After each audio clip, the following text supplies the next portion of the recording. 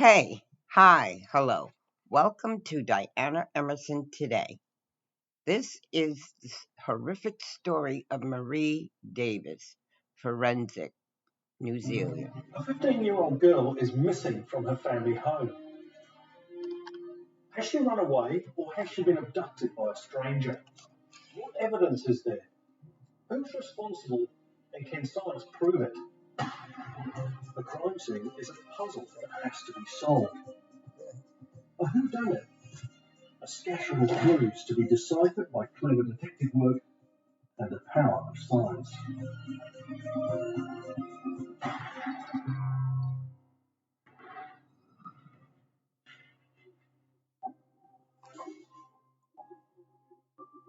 The Friday night before Marie went missing, she was at a good friend's place where she stayed the night and she went back to her own home on the Saturday afternoon. And she was dropped off by her friend and her friend's mother. And that is the last physical sighting we had of Marie and confirmed. 6 p.m. on Saturday evening, and 15-year-old Marie Davis is home alone in the Christchurch suburb of Papanui. Her mother's been out of town visiting relatives, a first trip away from her two daughters. And tonight, Marie's older sister, Amy, has also gone out. Marie has a close friend living nearby, and she's in contact with her sister. So there were no issues with Marie being there, and everyone was aware that Marie was home alone. Stay down that end. Marie didn't go to parties. She was nearly 16, but no, I don't think she ever went to a party, actually, that I know of. She would have been on the computer with music going or reading a book. And she wanted to clean up to make sure it was all nice for me coming back. And she never stayed at home ever on her own. So she would have just thought, oh, this is neat.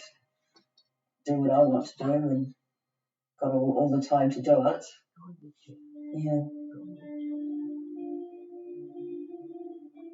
Janet Davis was due to fly in the next morning, Sunday.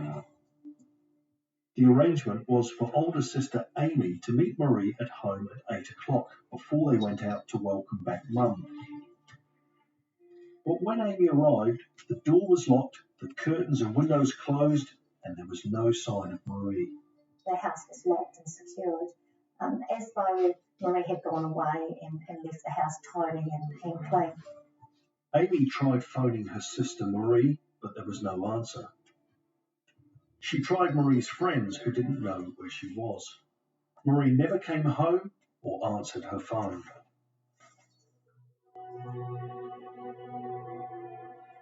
I flew back and Amy was at the airport and the mother of Marie's close friend.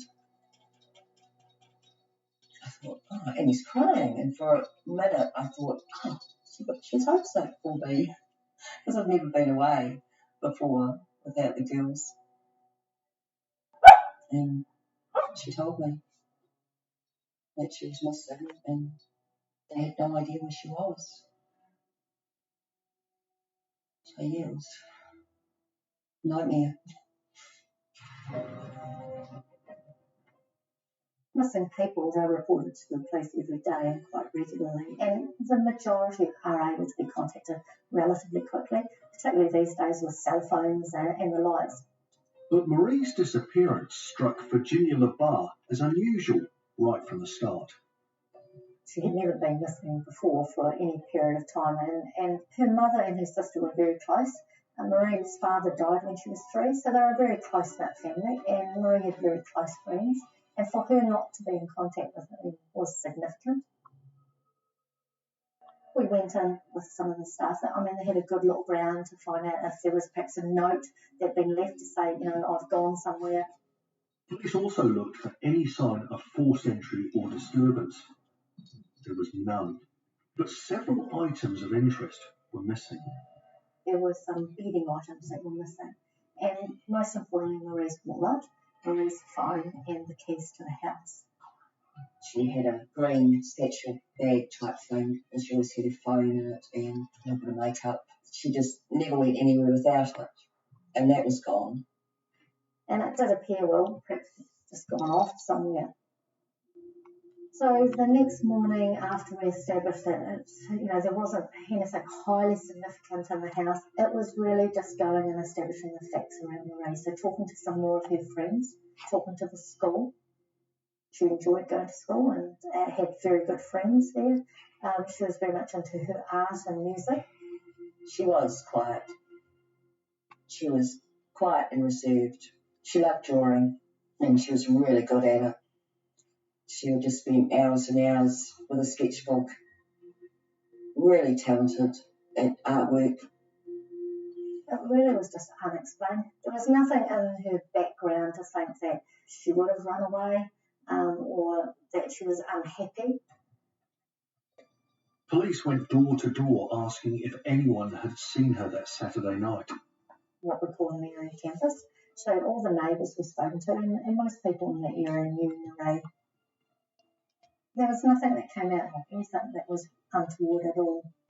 She didn't have access to a car and unlikely to have caught a bus, but of course we do CCTV footage and look at those types of things.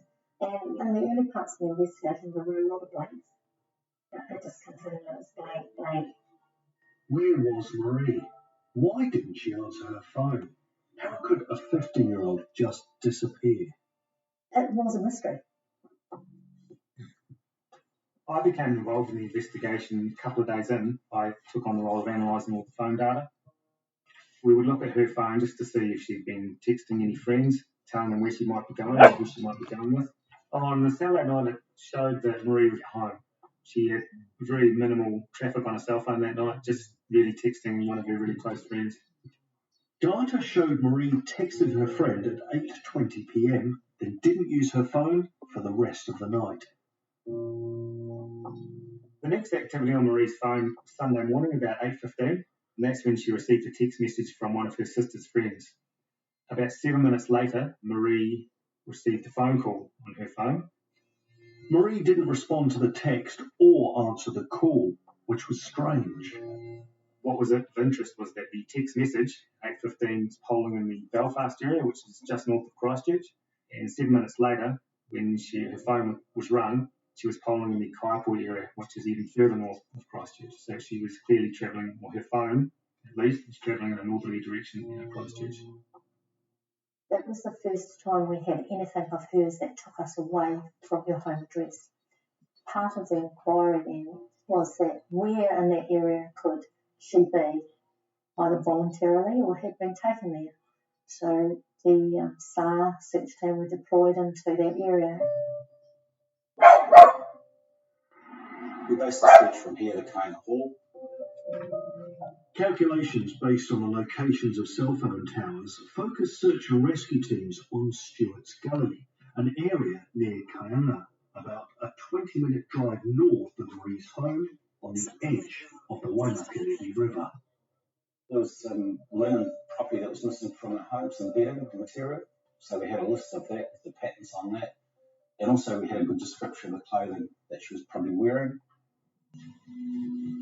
An extensive search began for Marie or any items that could be linked to her.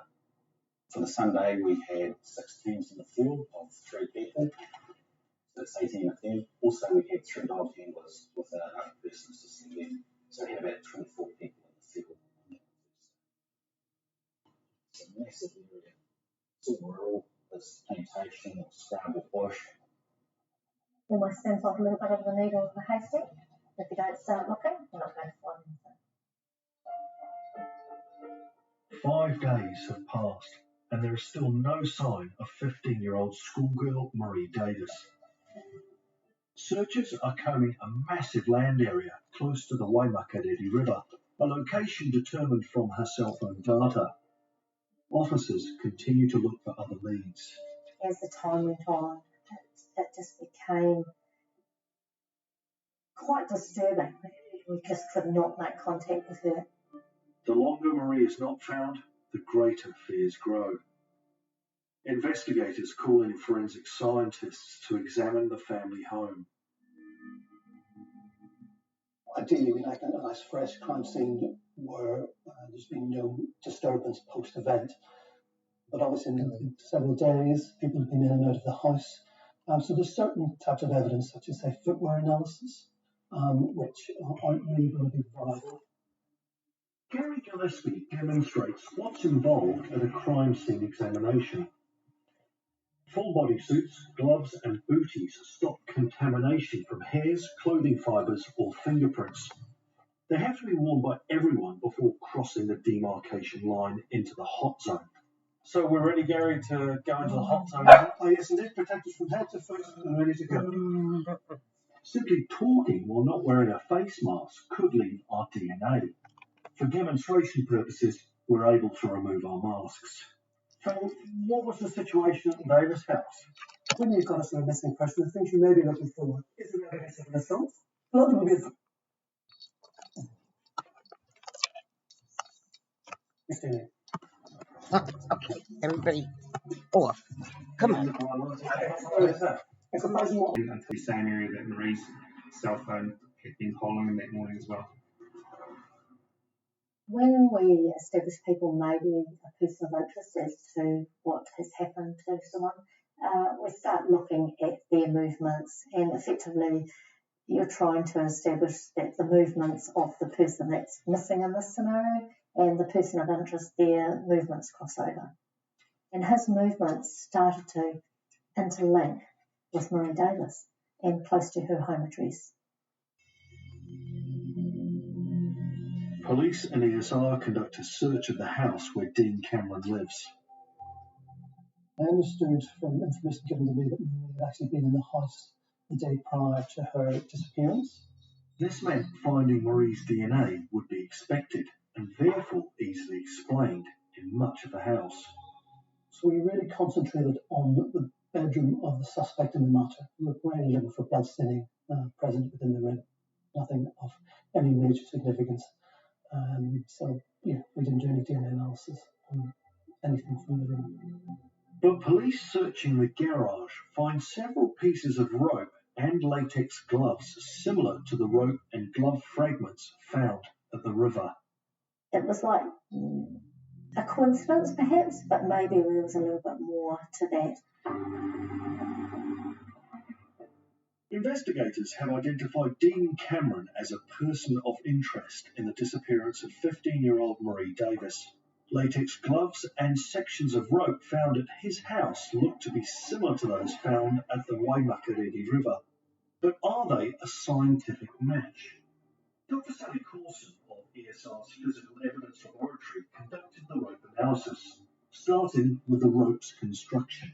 So for this piece here, I've unwound the end, and you can see that it's got 3 strands, and they're twisted together in what's called a Z twist. Now, the Z twist refers to the diagonal lines on the rope, which are like the letter Z. And then each of those strands, the diagonal lines go the other way, as in the letter S. So that's an S twist. And is that a common way that rope is constructed? Yes, it is. It's always the opposite. Otherwise, your rope would unravel. So we also can count the number of strands that there are. Well, that's very clear, isn't it? And there are probably, I can see between 15 and 20 different strands there. And were there a similar amount of strands between the two ropes? Yes, they were. We could not tell the ropes apart on any of the testing. Chemical analysis identified all the rope samples were made from polypropylene and matched in colour. Even more support that they're exactly the same, but it's not conclusive evidence. This type of rope is quite common, and so there would be other types of rope available on the New Zealand market that would also match these samples. It provides a link, but it's only a reasonably weak link because of how common the rope is. Latex gloves are also widely available, and you'd think near impossible to tell apart. But with the help of some high-tech equipment, this is exactly what Dr. Coulson aimed to do. Small pieces of the gloves are attached to metal studs and placed inside an electron scanning machine at Auckland University's School of Engineering. What's actually happening in that chamber there? So we've got an electron beam being fired at the latex sample, this area in the box here. Those atoms that are present are being excited, emitting X-rays, and the detector is measuring those X-rays. So here we're measuring the elements that are on that periodic table. That's correct. So for example, the calcium peak, those X-rays are emitted at about 3.9 electron volts. So at 3.9 electron volts, we know it's calcium. So sulfur here is about 2.4, and so because it's 2.4, we know that peak is sulfur. I'm amazed at how precise then the measurements you must be able to make are using this piece of kit. It's a very high-tech instrument, and it is very accurate at detecting the elements that are in there. We've also had some smaller peaks come up. Potassium has come up with that peak, and potassium is something that you would expect to find in latex gloves. Elemental composition differs between manufacturers and even between batches of gloves. What did you find out? At the suspect's address, we had 4 different types of latex gloves, but they were all different to what was found at the scene. What was interesting was that out of the 5 gloves at the suspect's house, only 2 matched. So a real variety of gloves at the suspect's house. Yes, there was. Police were very interested in Dean Cameron's movements as phone data placed him at Kaiapoi near the Waimakariri River on Sunday morning. He maintained he hadn't been at the river, nor had Marie ever been in his car.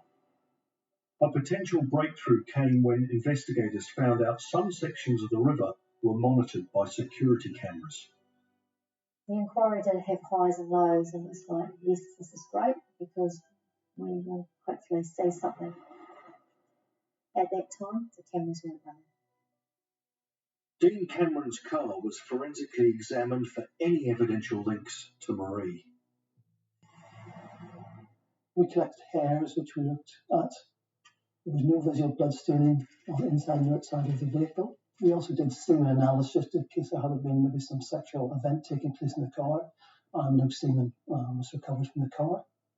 We also took swabs from any door handles or whatever that may have been touched by somebody. Did DNA analysis on a number of those. But overall, there was nothing really of significance from the vehicle. No evidence of Marie was found in the car, but could the car be linked to the section of river where Marie's items had been found? Samples of debris were taken to see if they corresponded to the soil from the river scene. At GNS Science, these were broken down to release the material palynologist Dr. Dallas Mildenhall is most interested in: pollen. And these are things we can't see, aren't they? Oh, they're quite small. The largest pollen grains you could probably see an individual one by the naked eye, but most of them no. Under the microscope here, I've got a slide from the Waimakariri River, and what you've got on screen there is Pinus, a very distinctive pollen type. It's quite large. That'll be about 60 to 80 microns across. So that's less than 1/10 of a millimetre. Yes. That's really, really, really small. No, it's big. Most of the pollen that we look at is wind dispersed. But what we really want to find is something that is insect dispersed. Those plants disperse their pollen very locally. Most of the pollen will be deposited within a metre or so of the plant. Another way is to look at any sort of genetic abnormality, but something that is unusual. Analysis requires identifying up to 3,000 pollen grains per sample. Databases include his own collection of some 20,000 pollen slides at GNS. So what were the results? From the Waimakariri River, the dominant pollen types were Pinus in particular, followed by the willow, followed by grass. Samples from the car contained those pollen types as well. There was nothing distinctive about the pollen from the river. Most pollen came from the weeds and from the trees that were growing there, and they grow all around Christchurch. Was that disappointing? We're always looking for a result, and when you don't get one, you are a bit disappointed. But that's science, and unless you look, you won't find the critical clue that may be there. It was now 12 days since Marie went missing and 2 days since her bra, wallet and bedding from her home was discovered in the Waimakariri River. For the first week, or even probably longer, I was in constant denial that I just kept thinking, no, she's somewhere else. She's got to be somewhere else. But it was only wishful thinking. I knew. Searchers were faced with a vast and ever-changing area to cover. The Waimak River has a huge catchment. It goes all the way up Arthur's Pass, so it has lots of feeders coming into it. And it's quite braided. That is, it's quite broken. There's lots of little branches sort of coming down. And it changes as water comes down and it floods. It actually meanders quite a bit. Initially, I thought she would be reasonably close. I've recovered bodies in there before. When someone dies, they naturally sink to the bottom, and they generally won't go that far. And what happens then is your body starts to decay or decompose, and what that does, that builds up a gas, and so the bacteria in the body creates that gas, and then after a few days, depending on the water temperature, then you'll float and start drifting down as a current. I arrived down there on the morning of the 17th. And then I got called by our comms saying that motorists driving to work had seen something in the water. I had a boat, a jet boat coming there. We hopped on that and went to check out the sighting of this object in the water. As we were coming back, that's where we actually saw Marie. Now what that happened with her is she started to float down, and she came to a braided section, that is where a higher section of the river is starting to flow down into a lower section. So she became beached on that downward part. She was still submerged, only a little bit falls out of the water, and she was quite hard to see because she was covered with a bit of silt as well. So when we located the body, and from a policing point of view, we knew it was Marie, and she was naked. Most importantly is to let the family know before anyone else notifies the family. Obviously it was overwhelming. The grief and the emotion around that is, always difficult in anyone's police career to deal with, and you just know that Marie is no longer alive. Taking Marie's body from the river back to do a post-mortem forensic examination of her. Obviously our hope then was that our science and our forensics experts were going to be able to assist us in holding someone accountable for what had happened to Marie. The pathologist was not able to confirm the cause of death. He could eliminate certain things, but not 100%. However, he could say it wasn't from natural causes. Possible causes included neck compression, drowning couldn't be excluded. There was no sign of predation by eels or seagulls, which supported the view the body was wrapped up while in the water. As part of the post-mortem, swabs were taken from Marie's body. My own personal view was it may be somewhat limited. The body's been submerged. We're going to get somewhat lucky to find anything that may be useful. I was looking at the slides prepared from the vaginal swabs. Some of them evident that there was semen present. You could see the sperm cells. And it's something you think, this could be quite interesting. DNA expert Kat McGovern was called into Auckland's ESR to process the samples under what's termed ultra urgency. Gary made notes about the number of spermatozoa that he'd seen on his slides. So those numbers were very low. They were present, but they were scored as a rank of 1. So we knew that they were not the best of samples. Viewing confirmed the minimal number, obvious, especially when seen alongside other cells contained on the slide. It was a mixture of epithelial cells and spermatozoa. So epithelial cells are cells that line body orifices such as the mouth or the genital tract, and they were the things that appeared green, like big green balloons, and then there were smaller oval-shaped red cells. Those were just the heads of spermatozoa. the tails break off spermatozoa relatively quickly. So in this case, there wouldn't have been any tails present. The minimal number wasn't the only issue. There was also the level of deterioration from being in the river for 12 days. Researching forensic archives for similar cases only emphasised how difficult the task would be. There were a couple of papers that did look at recovering DNA from bodies that had been submerged. One was looking at recovering DNA from underneath fingernails. That was a body that had been in a bathtub for a matter of hours, not days. And one was a case in the US where a body had been in a slow-moving creek and they had recovered DNA from a bite mark on the neck. Again, just a few hours, so nothing like the 12 days that was being looked at in this case. Dedicated staff worked for over 2 days to establish whether obtaining a DNA profile from the spermatozoa was even possible. I think actually seeing the mixed DNA profile with quite a lot of information there was quite satisfying given our expectation on the sample was so low to start with. From that mixed DNA, a male profile was established.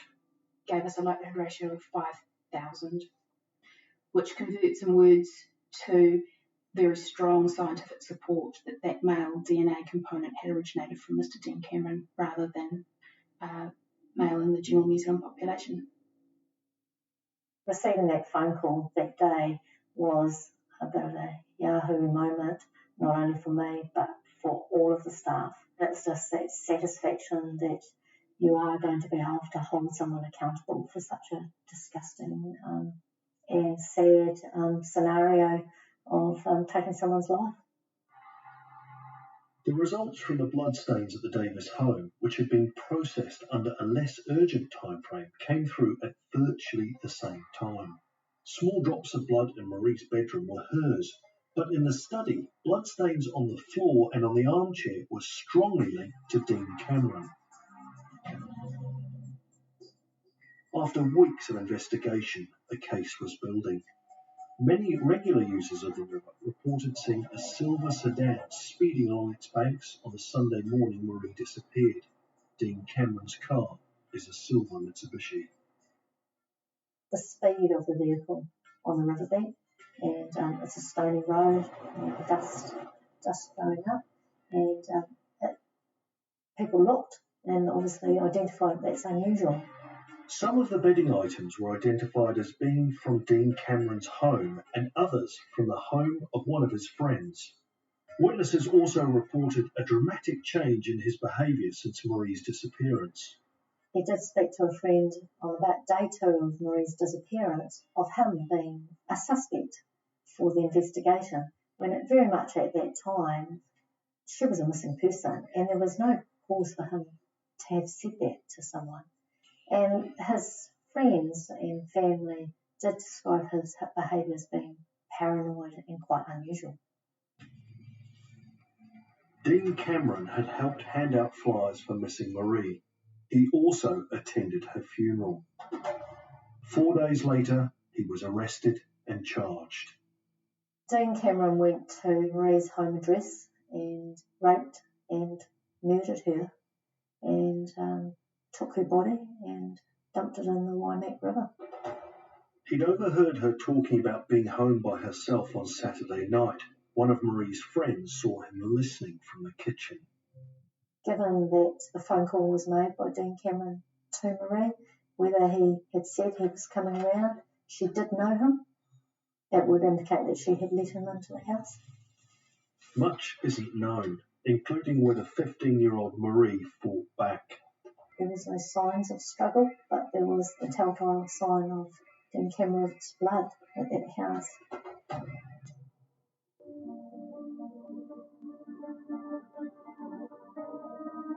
Dean Cameron, aged 39, was convicted of the rape and murder of Marie Davis.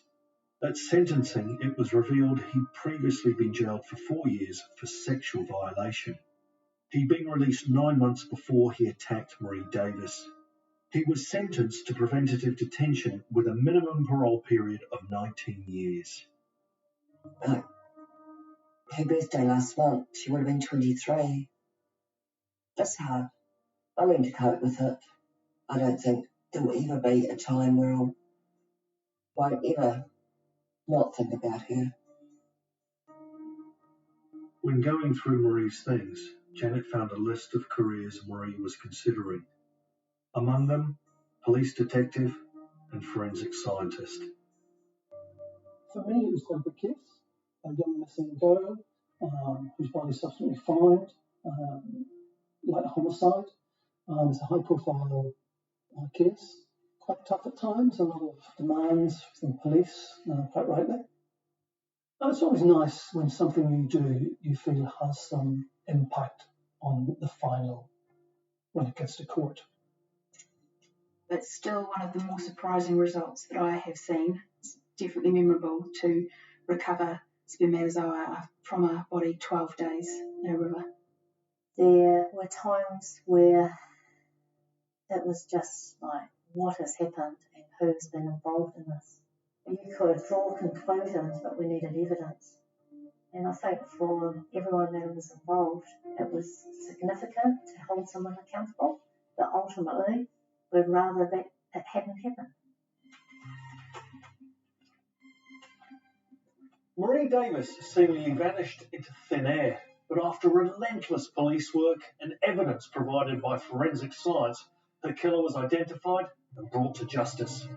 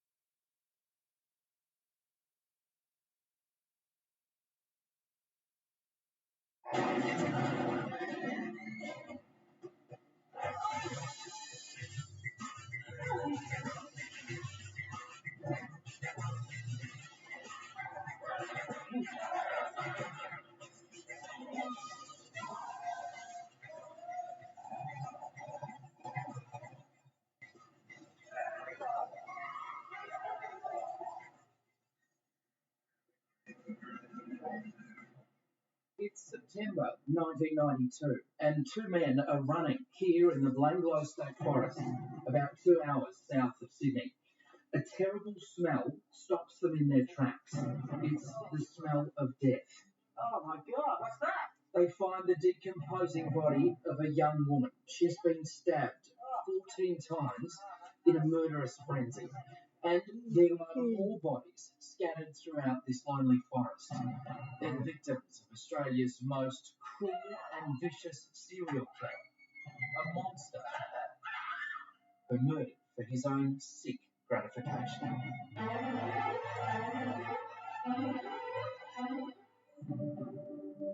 In the late 80s and early 90s, Australia is a mecca for backpackers. They're young, adventurous, and out to see the world on a shoestring. In just a few years, $1 billion industry springs up from nothing.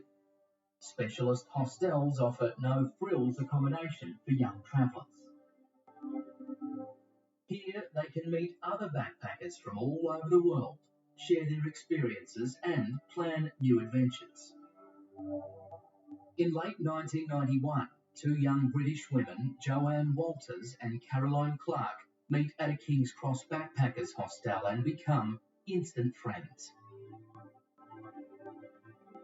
Joanne, born in 1970 in Maesteg, Wales, is a bright and sociable young woman who gets the travel bug early in life, as her father, Ray, recalls. Yeah, she was very outgoing. The nature of the job she was doing, she trained as a nanny as well. That's left her the scope to sort of travel other countries, looking after children in different parts of the world. And I think it would have been hard for her to settle down after, because she just loved travelling. Caroline Clark is a 21-year-old from Surrey in England. She's strong-willed with a devil-may-care attitude to life. Some say she can be a little sharp-tongued at times, and from an early age she has a fascination with Australia. I think quite early on, probably from the age of about 10 or so, we'd always sit down in holiday times. They would always sit down and watch the Australian soaps, Neighbours, Home and Away, and that sort of thing. And gradually sort of took hold, didn't it? Yes. The goal of getting to Australia. So, and we certainly didn't discourage it. I think travel is fantastic for youngsters. Caroline's dream comes true when she arrives in Sydney on September the 19th, 1991. In February 1992, she and Joanne head to the southern New South Wales Riverina district to pick grapes for 2 months before travelling on to Tasmania. There, Caroline swaps her small, shabby tent for a blue 3-man tent owned by a fellow traveller, Steve Wright. Steve has accidentally torn a hole in the tent with his fruit-picking knife and has patched it together with address labels he made on a computer. The two women return to Sydney for a few days before heading off on the morning of Easter Saturday, 1992, to hitchhike around the country. They take the train to Casula Station in Sydney's southwest, with plans to then hitch a ride to Melbourne and on to the Great Ocean Road and beyond.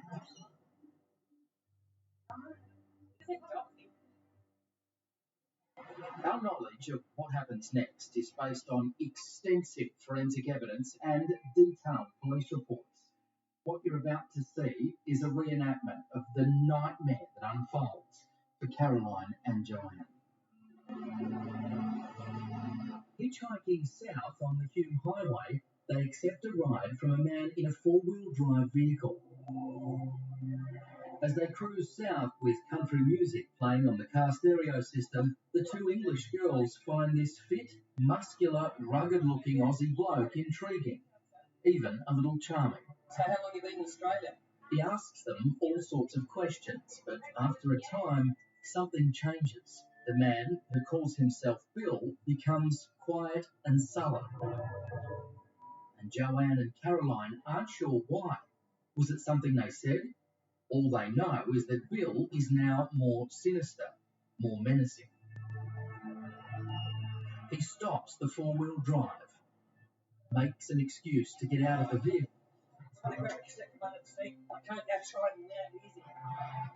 and then he pulls a gun.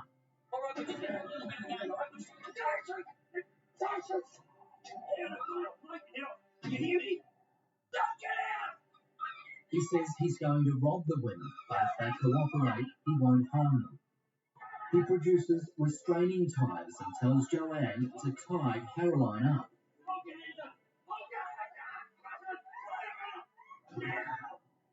Then he ties Joanne up. Any idea? We had a couple of hours of fun, hadn't you?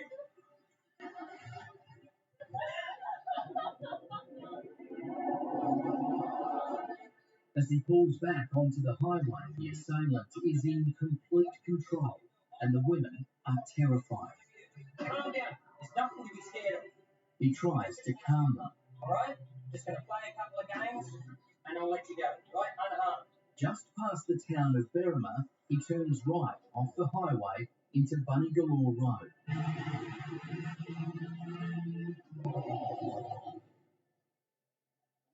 Caroline and Joanne are being taken deeper and deeper into the remote, rugged bushland of Belanglo State Forest. Stay in the car! They're taken out of the vehicle and into the bush.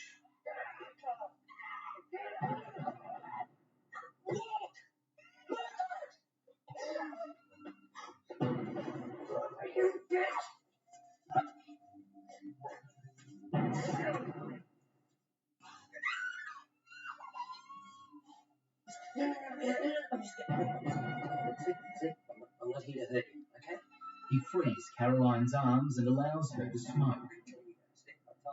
She nervously gets through 6 cigarettes as Bill sits watching, talking, trying to keep the young women calm and under his control. After what seems like an eternity, the time for talking is over. Caroline is forced to her knee.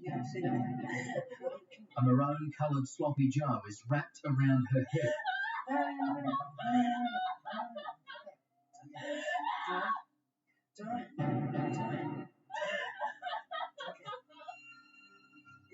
The killer shoots her once in the head, killing her instantly. Joanne screams in horror. Bill gags her and then returns to Caroline. He acts out the same ritual again and again, firing a single shot, repositioning Caroline's head and shooting again. It's a barbaric slaughter, perpetrated coldly and calmly. After shooting Caroline 10 times, the murderer stabs her once in the back as a final act of savagery. Joanne is dragged away. There's a brief struggle, but she's quickly subdued. 30 metres from where Caroline's body lies, a hunting knife plunges into Joanne's spine, paralysing her. Then, in a frenzied attack, she is stabbed again and again, the killer still hacking at her body after she's dead.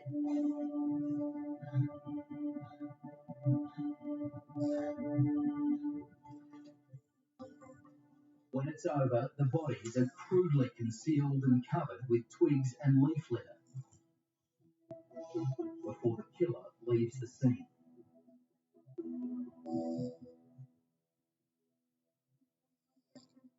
Weeks go by, and with no word from Joanne and Caroline, their parents begin to fear the worst. When we didn't hear from Joanne, and we knew when Father Day came and I hadn't received anything, we knew something was wrong because her brother Joanne, she always remembered birthdays and it was important to her. And we were down with friends in Cornwall, and on our way back, we got a call from Ray Walters saying, "We haven't heard from Joanne, we're getting worried, have you heard?" And I think that's when the alarm bells really started to ring very loud. 5 months after Joanne and Caroline are murdered, 2 men running along an orienteering course through the forest make their gruesome discovery. A human body roughly concealed beneath a rock ledge. Local police are contacted and, after examination of the evidence, the body is identified as being that of Joanne Walters. The following day, the remains of Caroline Clark are found nearby.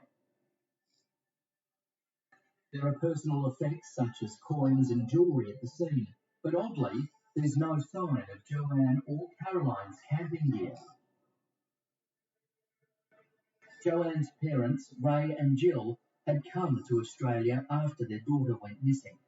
As Ray recalls, they're taking time off to visit the Sydney Opera House when the tragic news reaches them. And the next thing, 2 police cars come outside the Opera House and they said they found what they thought was Joanne's body. They'd tried to put us in the car and Jill was so upset she was trying to get out the other side. So it's a terrible experience. Well, I suppose you don't want to believe it, but you do. You have to. She can't give any further description of the clothing. A major murder inquiry swings into action in the nearby town of Bowral. We set up a investigation post at the Bowral Police Station, and we started to get information, and we started to carry out an investigation. Bob Godden takes Ray and Jill Walters to the forest. It's very difficult. They wanted to come down and view the scene. Took them out to the forest, and it's very, very emotional. Inspector Godden brings in renowned forensic psychiatrist Dr. Rod Milton to profile the killer. as I recollect, it didn't change over time, but I thought it was a person who was used to that kind of thing, who was very deliberate in expression of aggression, but he contained aggression, so that he was the kind of person that if you like an iron fist in a velvet glove, but you would enjoy then exercising the iron fist and seeing people suffer. And he's done it over a period of time in a very deliberate way. Investigators begin to compile a list of people who might fit the killer's profile. A police ballistics expert, Sergeant Gerard Dutton, examines the bullets and cartridge cases found with Caroline's body. We found that Caroline had been shot 10 times in the head with a small caliber firearm, and interestingly enough, these shots came from 3 different directions, basically the left side, the right side, and the rear. During the post-mortem examination, we recovered 7 spent .22 caliber bullets from inside her skull cavity. My next sort of involvement was going back down to the scene where she was found and examining that area. And it was during that examination that we found another 3 bullets in the soil underneath where her head had lain, which had actually passed through her head. And with the metal detector, we made quite a large search of the area surrounding both bodies, but only several metres from where Clark's body was lying were 10 .22 caliber 5 cartridge cases. Sergeant Dutton is able to identify the type of weapon used to kill Caroline Clark. My laboratory investigation revealed that one gun had been used and that it was, as far as I could determine, a Ruger Model 1022 self-loading rifle. What I also found in relation to the bullets that were recovered from her head and at the scene was that there was a very unusual gouge mark on some of these bullets.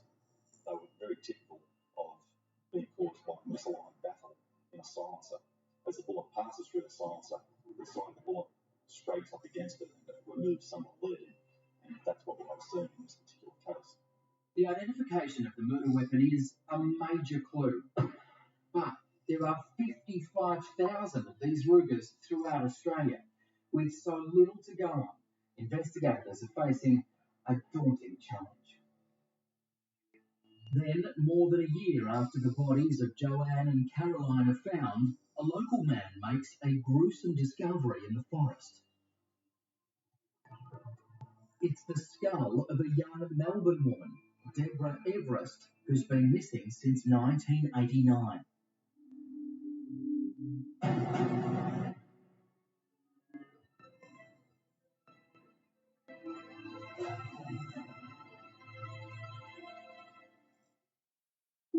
James Gibson and Deborah Everest are friends, both living in Melbourne.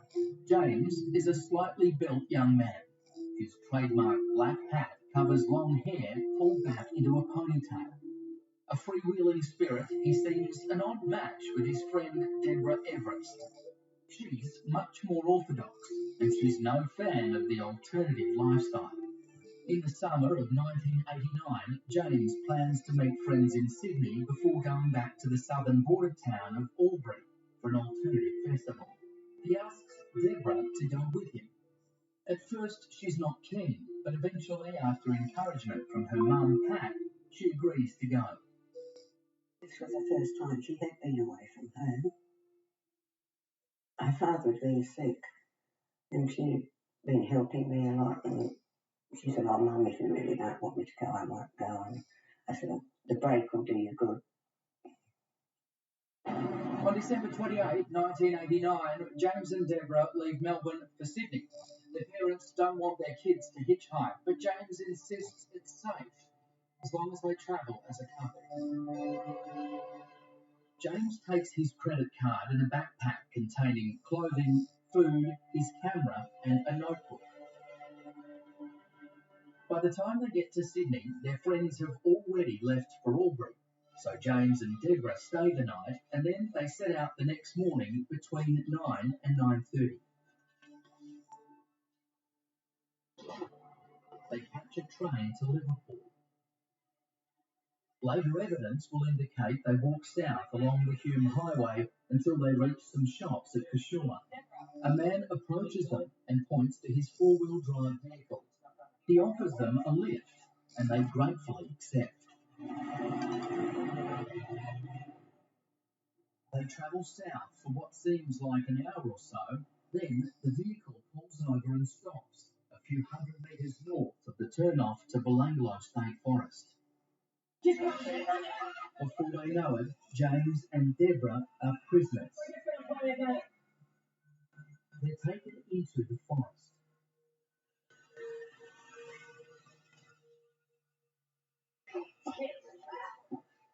James is quickly disabled by a knife wound to his spine, and then he's left as the killer turns his attention to Deborah. A blow from a blunt object smashes her jaw. He repeatedly stabs her.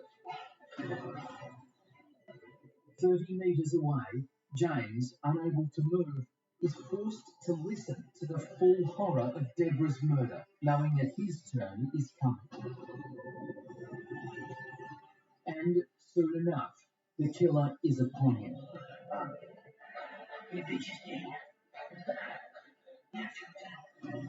The knife, still wet with Deborah's blood, now plunges into James's chest. His body is roughly covered in twigs and leaves and will remain undiscovered for years.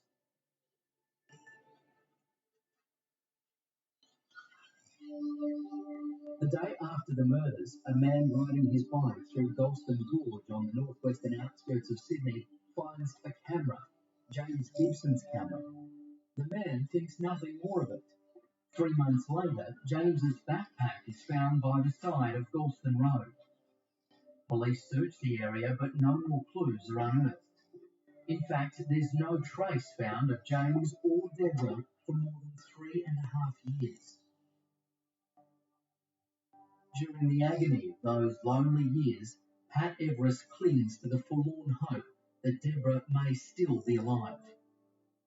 You can't. When it's a child, you never give up hope, ever. Despite what I believe perhaps deep down, I never gave up hope that I would see her again. It is now October 1993, 13 months after the bodies of Joanne Walters and Caroline Clark were discovered in Belanglo State Forest. Bruce Pryor, a local totter, knows this forest like an old friend, and he takes a keen interest in the progress of the Clark and Walters murder investigation. He spends long hours tramping through Belanglo, using his local knowledge to look for clues. He searches the area for months. Then, one day in October, Bruce follows a hunch and drives his truck to a little-known fire trail called the Morris Trail. So I get out of the truck, lock the truck, and take my walking stick and head off through the scrub. And within 15 metres, I've come across the fire lane lying on the ground. So I picked it up and thought, well, could be a kangaroo. But there's just the head on the femur, and a human doesn't have the large webbed bony protrusion that the kangaroo does. It sort of flew like a human bone. Then I put the bone back down on the ground, and at one point I'm pushing through this sort of pea-scrub, and there's a skull on the ground. The remains are those of Deborah Everest. Bruce Pryor reports his grisly find to police. Soon the area is teeming with investigators. One of them finds a black hat similar to the one James Gibson was wearing before he disappeared. Then we wandered around to where the detective was indicating something beneath one of the trees, and in turn they stood up on a rock and just stared at what just looked like a flat area of ground with a whole heap of twigs and branches lying on it. And eventually I was invited to have a look as well. And it took me 60, 80 seconds before I realised that what I was looking at underneath the leaf litter and the branches was a skeleton. An examination of dental records proves that these are the remains of James Gibson. A forensic pathologist, Dr. Peter Bradhurst, examines the two bodies.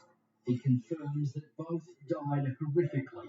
That wound in his spine would have paralysed him because the evidence of the cut into the vertebral column indicated that it had gone through the vertebral canal and would have severed the spine. It seems highly possible that there's a connection between the murders of James Gibson and Deborah Everest in late 1989 and the killings of Caroline Clark and Joanne Walters in 1992. And Bruce Pryor, the man who found Deborah Everest's skull, now finds that he's the prime suspect. My initial interview at the police station lasted 4 hours, and I was asked if I was involved in the murders of these people, which I found appalling that they would even think that I had any involvement whatsoever in their demise. So here I am, I'm sitting there waiting for the slap on the back and saying, I've done a good job, and suddenly I realise that I'm actually under investigation. Pryor will remain high on the list of suspects for several months before he's finally excluded. Meanwhile, Inspector Bruce Couch leads a police search through the forest. We first became involved when the Victorian couple were found. They're now close in compressed search of that immediate area and the surrounds, probably 200 metres square. We located some other bone fragments from bodies, and that took a number of days. It had to be specific, and one of the victims' bodies had been disturbed, I believe, by animals. So there were bone parts moved about. Superintendent Clive Small, a 30-year veteran with a reputation as an uncompromising, no-nonsense straight shooter, is put in charge of the investigation. On the day that I arrived, it was clear that it was a very remote area, a very rugged area, and one of the problems that existed at that time was that about 12 months earlier, 2 other bodies had been discovered in the forest, not far from where this third body and a fourth body had been located. In most cases, there was very little of the remains of any of the victims left. They were in exposed conditions. They had been in the forest for several years. The murders occurred between 1989 and 1992, and we're now talking about 1993. So a lot of the conditions at the crime scenes and in the forest had changed over those years, and evidence that might normally exist at a crime scene had a higher chance of being lost because of the time and the exposure to the elements. A special task force is established called Task Force Air. Headed by Clive Small, the investigating team is under enormous pressure to get results. The pressure was quite considerable, and it was coming from a number of different perspectives. What we had again was a media that was trying to jump ahead of the investigation, so we had to get some control of that. The pressure on looking after the welfare of the police that were down at this location was a major issue, and of course there was a general political pressure that existed when we had stories of serial killers running around in the highlands and those sorts of reports. John Fay is the Premier of New South Wales, and the Blanglow Forest happens to be in the heart of his electorate. So for him, this is personal as well as political. The winner is Sydney. And just 1 month earlier, he had led Sydney's successful bid for the 2000 Olympic Games, based partly on Australia's reputation as a safe country. And then almost instantly, he was a country that had some dark secrets, that was getting publicity all around the world. It seemed so contrary to all that we'd represented as being Australian. And I must say that it made me very apprehensive to put this matter to rest. Now a team of 40 police is combing the forest for clues and possibly more bodies. We were aware that there were a number of people missing. What we certainly couldn't tell at that time was of all the people we had listed as being missing, who of those could be in the forest and who were not relevant to the forest. 2 weeks into the search, the investigators' worst fears are realised. Another body is discovered. It's the remains of Simone Schmidl, a young German woman, murdered and left in the forest almost 2 years earlier.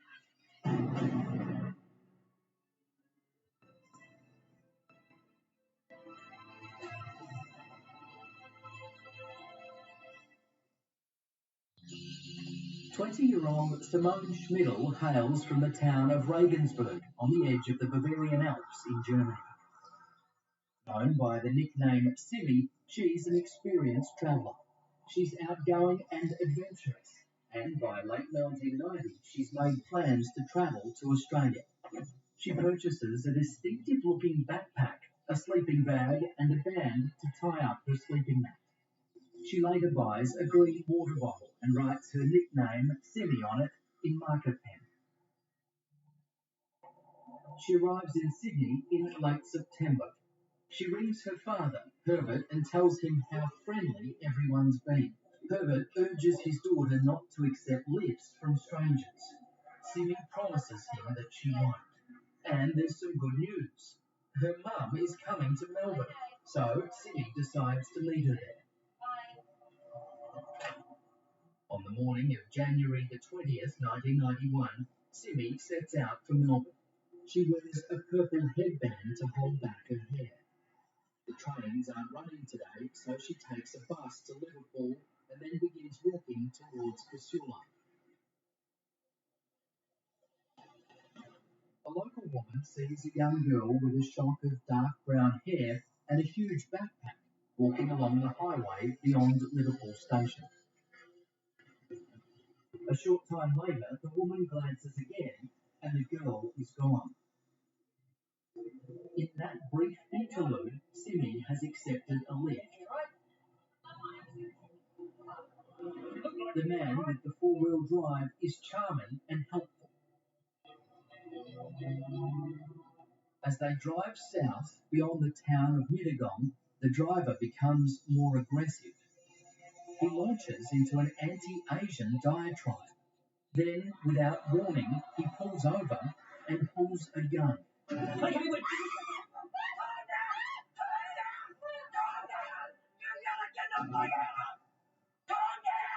Simmy is helpless. You gonna stay calm? The man quickly gains complete control, binding the terrified young woman with an elaborate wire and rope restraining device. Stay nice and calm. Okay. At the same time, he tries to reassure her that she'll come to no harm if she just gives him what he wants. Calm? Feeling good? Good. The vehicle turns into the Belanglo State Forest. Simone is gagged and taken into the bush.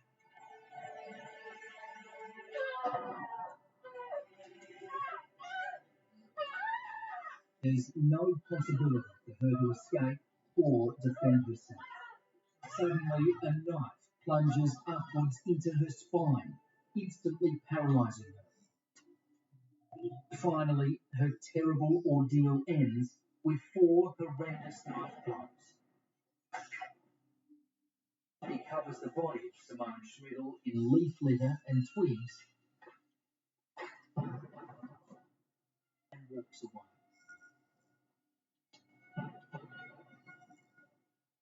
Monday, the 1st of November 1993, a police search team of 40 has now scoured an area of 22 square kilometres, and the search is close to being called off when they find Simone's remains.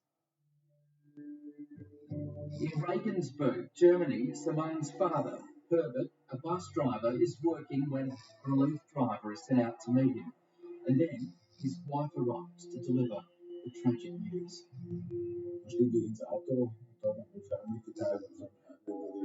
And as I got into her car, she informed me that they had announced on the radio that Simone's body had been found. to me, that was unbelievable. And I started shaking all over. Detectives in Bowral recognised Simone's purple headband from photographs in their missing persons file. She's dressed in the clothes she was wearing when she was last seen, but her backpack and camping gear are nowhere to be found. Clive Small is attending a conference in Sydney when he's notified that a fifth body has been found. He suspects that it won't be the last. By the time we got to the discovery of the fifth body, based on the records that were available and what we had at the time, we suspected that there were probably another two. The search team under Inspector Bruce Couch is dramatically increased. Well, initially it started with 40, plus myself and my deputy, and it escalated, I guess at the end of the day, between 250 and 300 police, which is a huge logistical exercise. Police walk shoulder to shoulder through the forest or crawl on hands and knees, searching for the most minute of clues.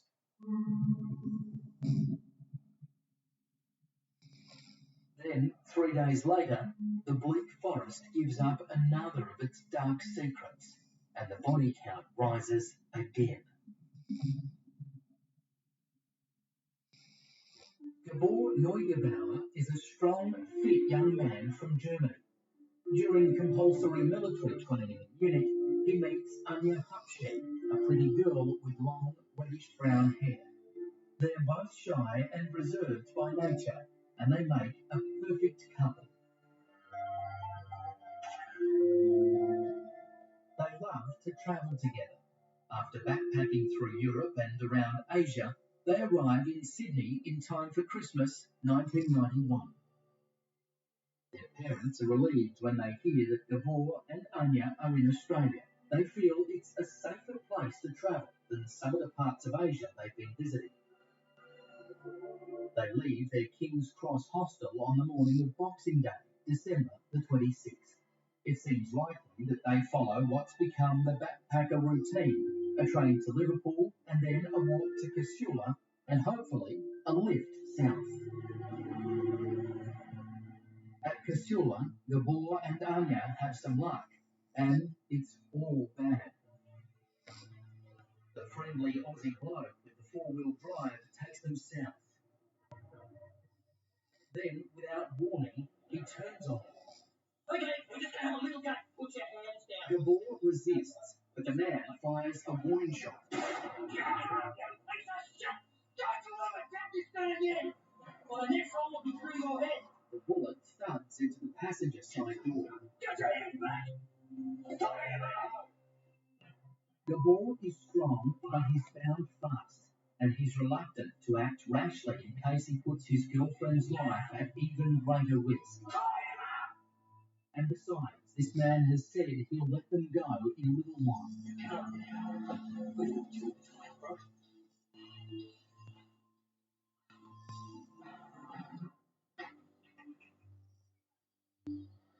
But soon the kidnapper's intentions are clear.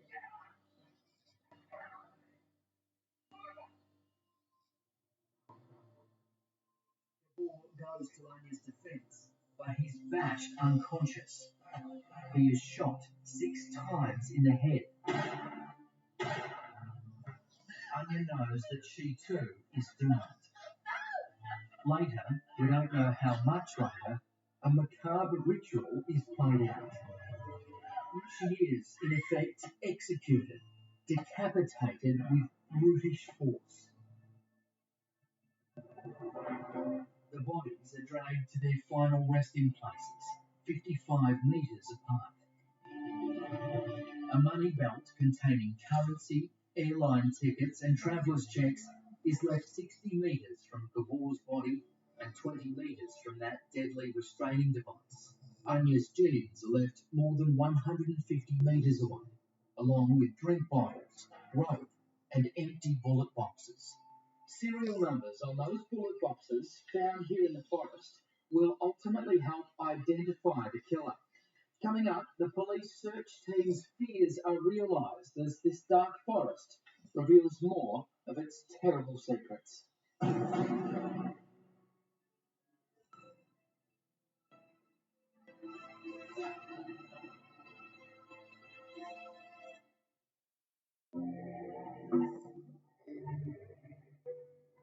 By November 1st, 1993, a total of 5 bodies have been found in the Blanglo State Forest, a 2-hour drive south of Sydney along the Hume Highway. James Gibson and Deborah Everest from Melbourne, Caroline Clark and Joanne Walters from the UK, and Simone Schmidl from Germany. All have been savagely murdered.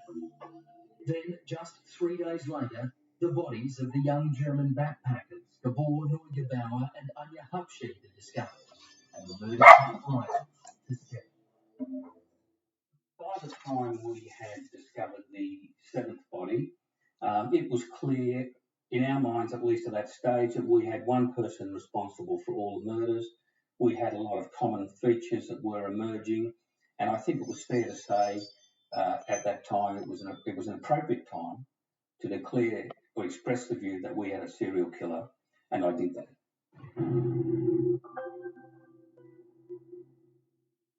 In Germany, Gabor Neugebauer's parents, Manfred and Anke, are informed that their son's body has been found. Wolfgang told us. But before, journalists are calling every morning at 6 o'clock and told us they have found a boy, a skeleton with a hat, and so it must be your son. And then a breakthrough. Bullet cases found at the site were fired from the same Ruger that killed Caroline Clark. We found a number of Winchester cartridge cases and a number of Hildebrand cartridge cases, as well as bullet damage to trees and other things. And this was quite exciting because once I had an opportunity to examine these cartridge cases, I was able to establish that the Winchester cartridge cases had all been fired in the same weapon that was used to kill Caroline Clark. And now we had a definitive link between 2 of these murder scenes. Anyone with information is asked to call a toll-free hotline. Response is so overwhelming that a sophisticated new computer system has to be devised in order to handle the avalanche of information from the public. At this early stage, there are numerous persons of interest, but there's one local family name that keeps cropping up. The name is Malat. A number of people mentioned the Malat family as being suspects for the murders. The reasons that were given were very general, but they included things like they were locals who had an intimate knowledge of the forest.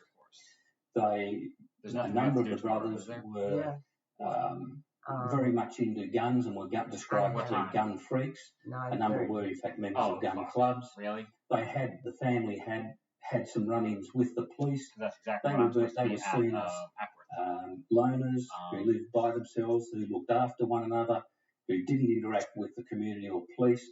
And I think it was that sort of what I might regard in American terms as sort of being hillbillies, in a sense, that drew attention to them.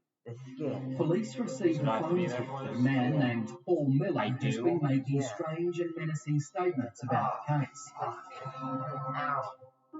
Before any bodies have been found, he's reported as saying, "I know who killed those Germans," and later saying, "There are more bodies out there, they still haven't found them all."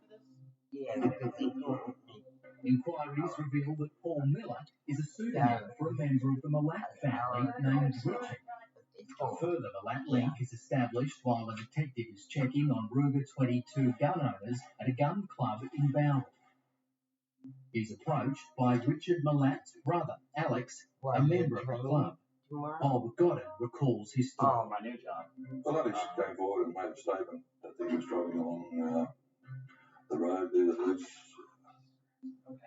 heads towards the forest, and he saw 2 motor vehicles racing down the track into the forest, and he happened to notice that there were 2 girls, one in each of the vehicles, bound and gagged, and that there were 4 men in each of the vehicles, of course. But we're a little bit sceptic about it because of And the way they told it. first one. And he must have had Yeah, then tremendous fucking no, we're not observation going to be the power first to see one. what he said he did. Switch the appointment. I don't know whether he was actually trying to. I can't. I said you're not going to be the first one. Then we're going to switch to a later appointment because I can't. Family, I can't. or whether or not he was trying to was the other way. I just don't know. Alex and Richard Malat are among 14 children born to a Yugoslavian immigrant, Stephen Malat, and his wife Margaret, between 1939 and 1962. Guns figure in the lives of the Malat boys from very early on, as one brother, Boris, recalls.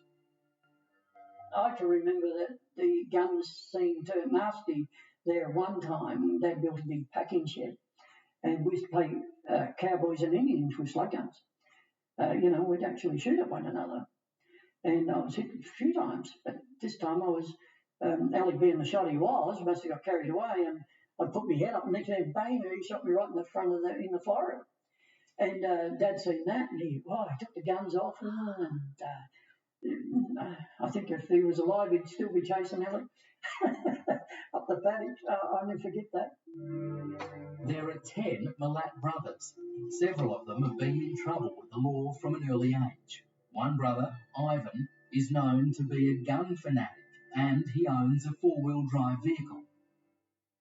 He has a criminal record going back to 1962, when at the age of 17 he was found guilty of theft. In 1971, he was charged with abducting 2 young women and being one of them. But at the subsequent trial, the women, both under psychiatric care, were no match for the Malat family solicitor, John Myers. The 2 young women gave evidence, and they, quite frankly, stuffed their evidence badly. Okay. And the only way I can solve this is because this was the only day that I had free to do this class on. The only other days that I could do these classes on are days that I work. It was a very good way in court from the I can take a day off of work, forensic but I'm already examination of the 2 bill-wise. I'm victims, struggling right now. Now that I just added on all this insurance that I'm going to have to be paying for.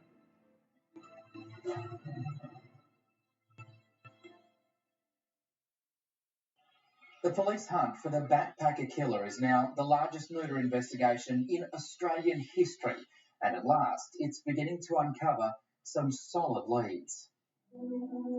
With the Malat family under scrutiny, investigators continue to search for the owner of the Ruger 1022 used to kill Caroline Clark and Gabor Neugebauer.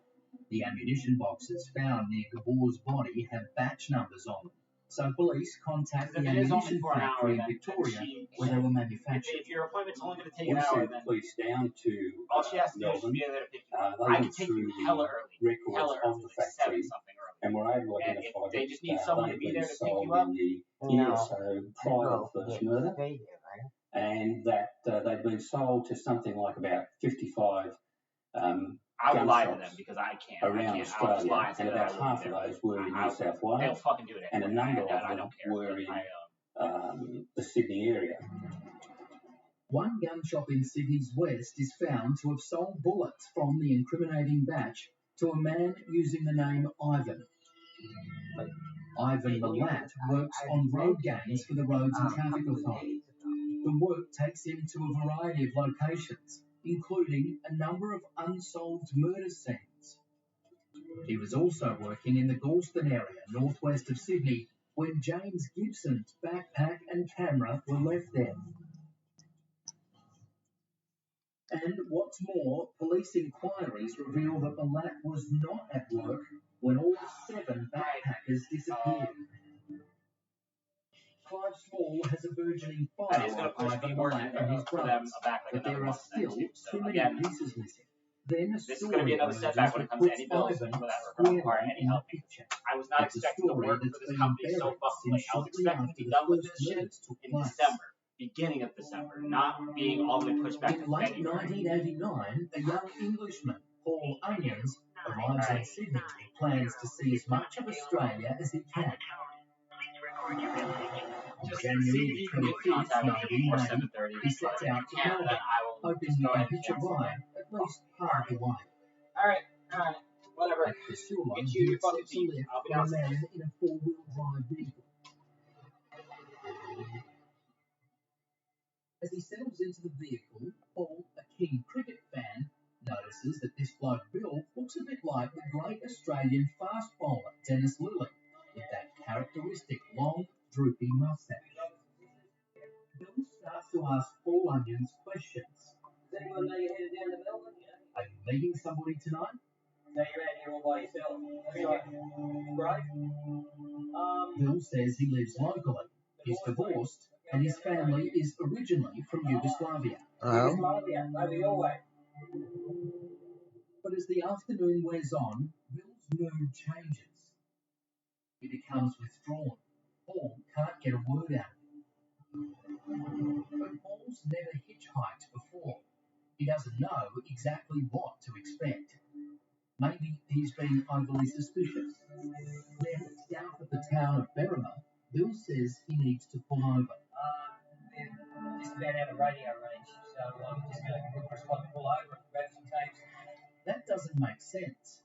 There are tapes right there between the driver's seat and the passenger's seat. Paul is becoming edgier as Bill finds a place to stop. I just got to grab those cassettes. I got to have music. Paul gets out to stretch his legs. What are you getting out of the car for? Get back into the car. But Bill turns on him. Paul looks around to see how much traffic is on the road, just in case he needs to make an escape.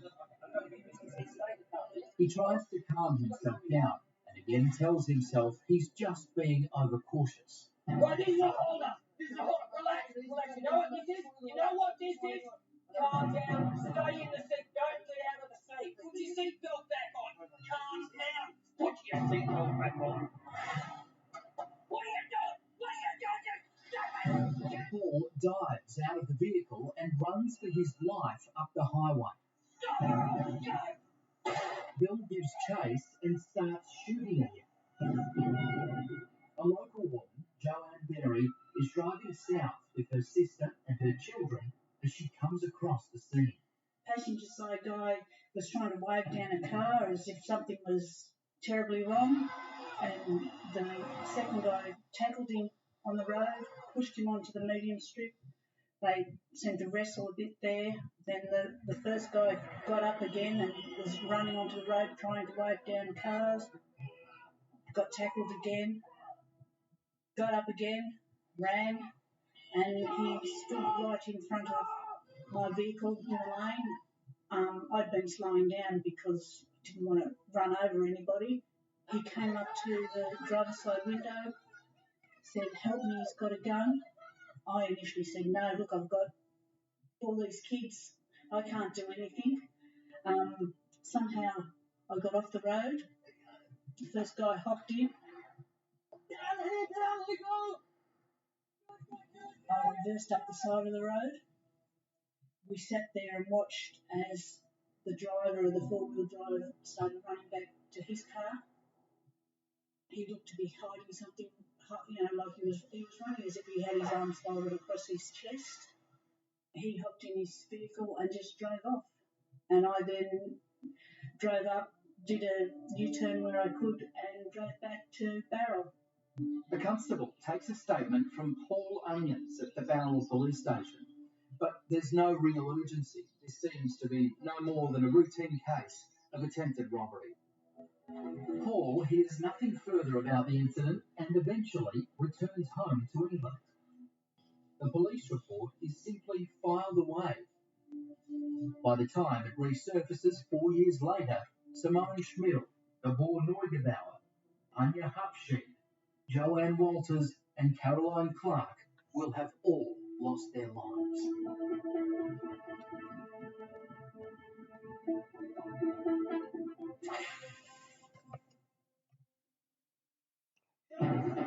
November 1993. Paul Onions has been back home in England for more than 3.5 years since his terrifying encounter with a would-be murderer who called himself Bill. By now, 7 bodies have been discovered in the Blanglow forest. Believing that this man, Bill, might be the backpacker killer, Paul rings the police toll-free hotline in Australia to tell his story. At around the same time, Joanne Berry, the local woman who almost certainly saved Paul's life, also rings the hotline.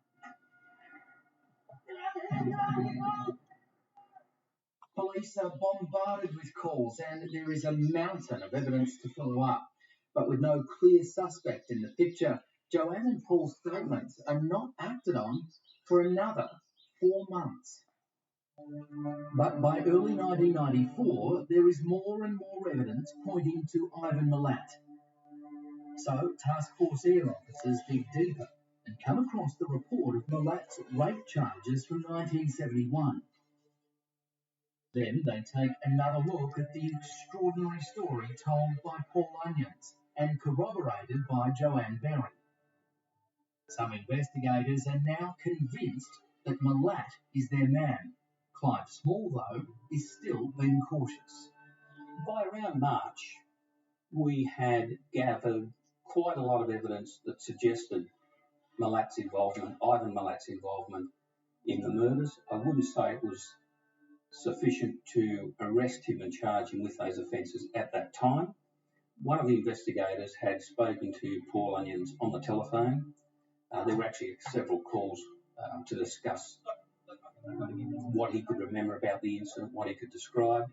And based on those telephone calls, we were convinced that he was talking about the Belanglo murderer, that his evidence was vital, and that for court purposes, we needed to be careful about how we spoke with him on the phone, and the best approach was to bring him out here, make sure that we did everything formally, made sure it was done correctly and beyond question, and the decision was made to bring him out. Paul Onions arrives back in Australia and is taken to the area where the attempted kidnapping took place back in 1990. It's just 800 metres north of the Belanglo Forest turnoff. Back at Task Force Air headquarters, Paul is shown a videotape of 13 men with moustaches. He looks at the tape twice and both times identifies face number 4. It's Ivan Milat. A few weeks later, detectives visit the home of Ivan's brother, Alex, and his wife, Joan.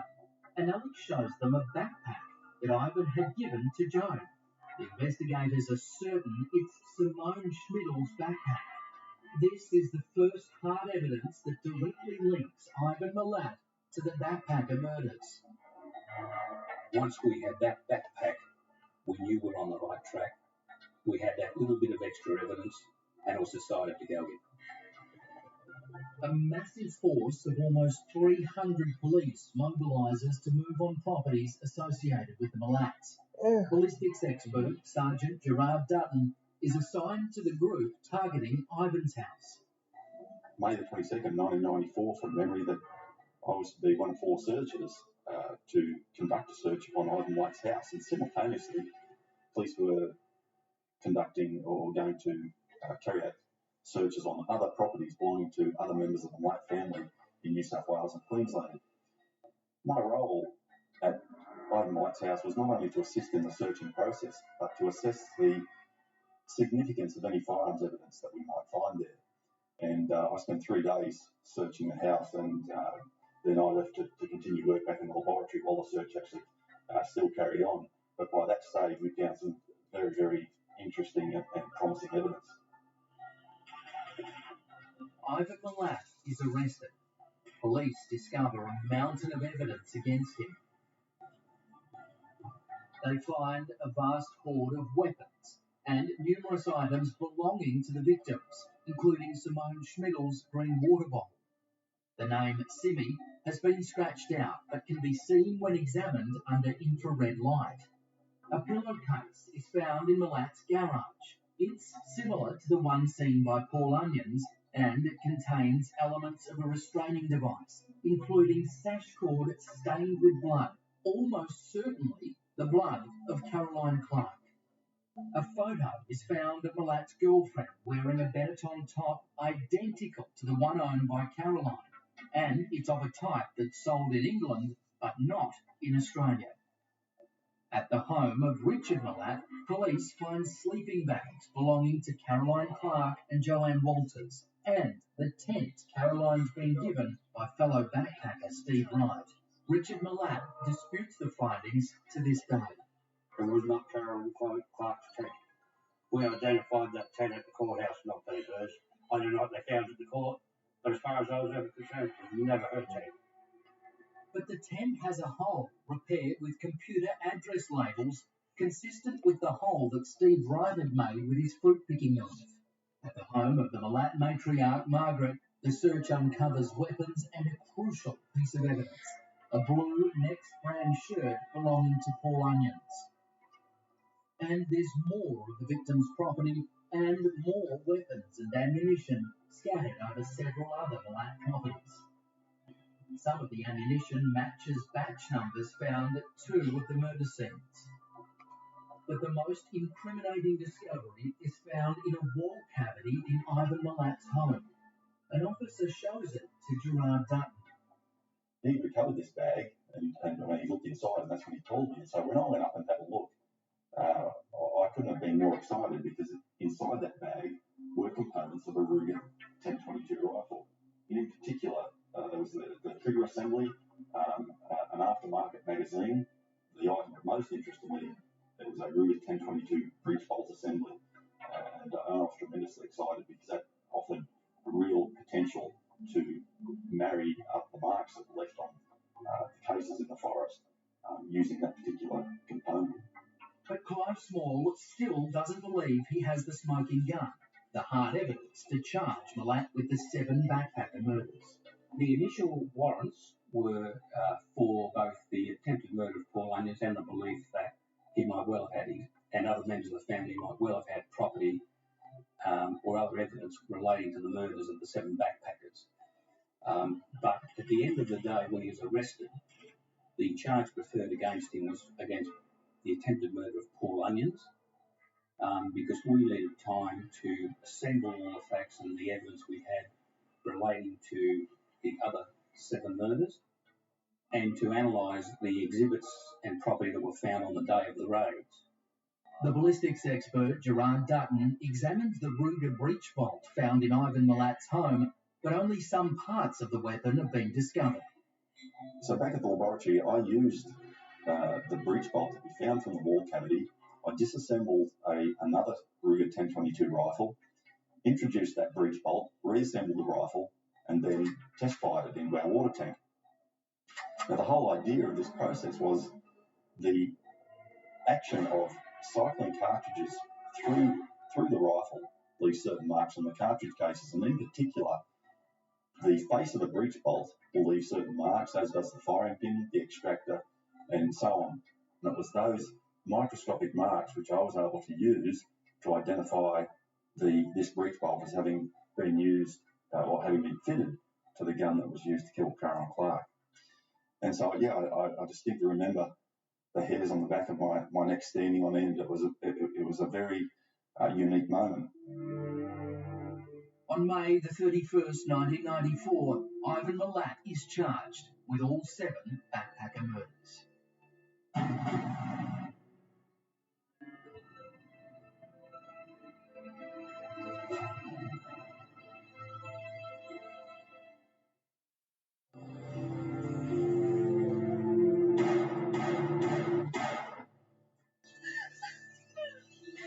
I believe right up until the last day, Ivan believed that he was somehow still in control of the situation. He didn't believe that the police would ever convict him. I don't think he actually objected to being the centre of attention and being the person accused of these murders, because I think he still thought he was in control of the situation. At the committal stage, Malat is represented by John Marsden, who doesn't mince words with his client. And I said, Ivan, if these things are true, and I'm not accusing you, but if they are true, and I can tell you the evidence is bloody strong as I've seen the evidence, then you've got a problem, which is not a straight-out murder problem. You've got psychiatric problems. We need to get psychiatric help and treatment and see whether you can do a compromised deal. And Ivan didn't react well to that. And the next time I went to court, I was standing up in court before the learned magistrate Flack, and Ivan said, I've sacked John Mars, he's not my solicitor. And that was the last contact I had with Ivan Milat. At the committal hearings, Simone Schmidl's father, Herbert, is asked to identify some of Simmy's belongings. He takes offence when his evidence is questioned and throws his cigarette packet across the courtroom. I was in a situation which one does not experience every day. And on top of that, to sit across from the accused killer with 6 or 7 meters distance between us, and he looks at me with a grin on his face. I don't know why I did this, but it gave me great satisfaction, throwing that cigarette packet, as I felt the defense lawyer was trying to catch me out. In any case, that grinning face of Milat would haunt me for the rest of my life. Milat is committed for trial, which gets underway in March 1996 here at the St James Supreme Court in Sydney, with Justice David Hunt presiding. Early in the trial, Crown Prosecutor Mark Tedeschi produces a key witness. Paul Onions I think he was my first witness. He was obviously a most important witness. Really, I think you could say the most important witness in the prosecution case. The reason being that he was the only person who had been the subject of an attempted abduction by Ivan and got away. And Ivan had not just Paul Onions, but all of this circumstantial evidence and forensic evidence, his possession of voluminous amounts of backpacking equipment, which could be proven had come from these 7 deceased backpackers. The ballistics evidence, which showed that he was in possession of the 2 firearms which had been used, the blood that was found in his home that was shown to have been consistent with having come from one of the deceased backpackers. His possession of cable ties that were the same as the cable ties at one of the death scenes. His possession of material identical to that which had been used in one of the other restraints on one of the other backpackers. I mean, there was an enormous amount of evidence. I might have told you, less than half of it, less than a quarter of it. During a trial, Unki and Manfred Neugebauer watch Milat closely. I said to the policeman, I wanted to see in his eyes, to look what happened. And then he saw me, and all the time he couldn't look in my eyes. He always looked like ashamed, or I didn't know. And so afterwards, Bob Gordon said, he couldn't look in your eyes. What happened? I think I don't know, but I think he was feel guilty also. I don't know. The defence case centres around the possibility that other members of the Milat family are the killers rather than Ivan. In his summing up, Crown Prosecutor Mark Tedeschi addresses that issue. What I said to the jury was that I was not able to prove definitively that Ivan had committed any of these 7 offences on his own. Nor was I required to prove that he was on his own.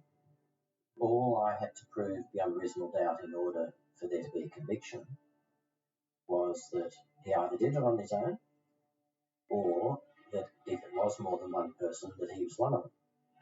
On July the 24th, the jury retires, and a nation waits breathlessly for the outcome. 3 days later, the jury returns its verdict. Ivan Milat is guilty as charged. Deborah Everest's mother, Pat, has sat through the trial, trying to come to terms with what this monster has done to her daughter. You'd expect to see a monster, but he was quite an ordinary looking fellow. And it's still very hard to believe that a person could do that to someone else. Even now, I find it hard to believe that one person could deliberately set out to torture and kill someone they didn't even know just for the pleasure of it.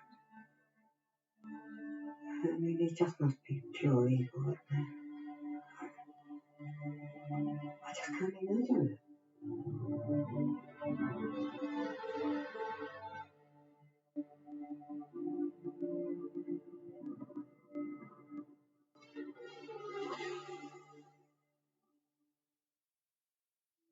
On July the 27th, 1996, Ivan Milat is convicted of the 7 backpacker murders and the abduction and attempted murder of Paul Onions. Caroline Clark's father, Ian, recalls the scene as the verdict is handed down. There was a tremendous amount of emotion and relief once the verdict came. And there was sort of